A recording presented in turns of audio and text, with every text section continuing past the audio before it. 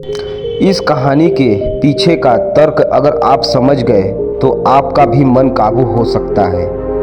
पहली बार जब इस कहानी को मैंने पढ़ा तो मुझे इसका तर्क समझ नहीं आया, लेकिन इसका भाव प्रेरणादायी था। एक बार महात्मा बुद्ध किसी नगर से गुजर रहे थे।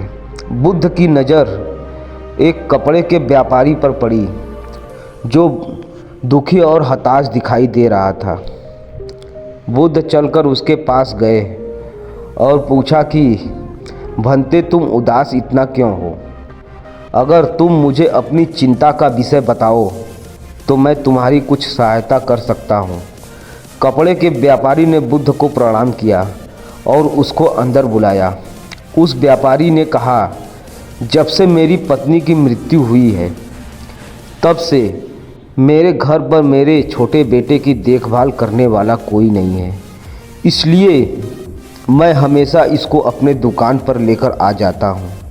लेकिन मेरी दुकान पर आने वाले हर ग्राहक की पगड़ी को उछाल कर फेंक देता है। कभी कभी उनका झोला उठाकर बाहर फेंक देता है। मैंने इसको बहुत समझाया और डांटा, लेकिन यह नहीं समझता। इसकी इस हरकतों की वजह से मेरे सारे ग्राहक खुद को अपमानित मानकर वापस चले जाते हैं। बुद्ध बोले, मैं तुम्हारी किस प्रकार सहायता कर सकता हूँ? पर तुम मुझे वचन दो कि मैं जो भी करूँगा तुम उसमें दखल अंदाजी नहीं करोगे, ना ही कोई प्रश्न करोगे। व्यापारी बुद्ध को वचन दे देता है।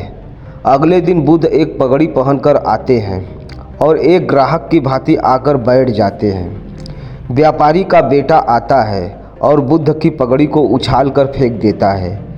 महात्मा बुद्ध मुस्कुराते हुए कहा, बहुत अच्छा, जाओ उस पगड़ी को वापस लेकर आओ। बच्चा दौड़कर वापस गया और पगड़ी लाकर बुद्ध को दे दिया। अगले दिन बुद्ध एक कुल्हाड़ी और एक लकड़ी लेकर आए। उस लड़के ने फिर से उस पगड़ी को उछाल दी। बुद्ध ने उस लड़के को कुल्हाड़ी और लकड़ी दे दी और कहा, जाओ इस लकड़ी को काटो। व्यापारी को थोड़ा सा डर लग रहा था कि कहीं उसके लड़के को चोट ना आ जाए, इसलिए उसको अपना वचन याद आता है। 7 दिन तक महात्मा बुद्ध कोई न कोई नया काम लेकर उस लड़के से करवाते हैं। शीघ्र ही वह लड़का भूल गया कि उसको किसी की पगड़ी उछालनी है। व्यापारी बहुत खुश हुआ और बुद्ध को धन्यवाद दिया। मुझे पता है कि इस कहानी का मन में वश का कोई विशेष संबंध नहीं है, लेकिन पहले आप इस तर्क को समझ लीजिए।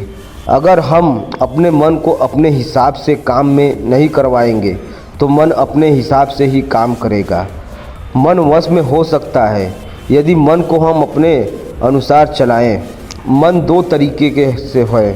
मन पहले हिसाब से काम करता है। मन को हम अपने हिसाब से काम करवा सकते हैं।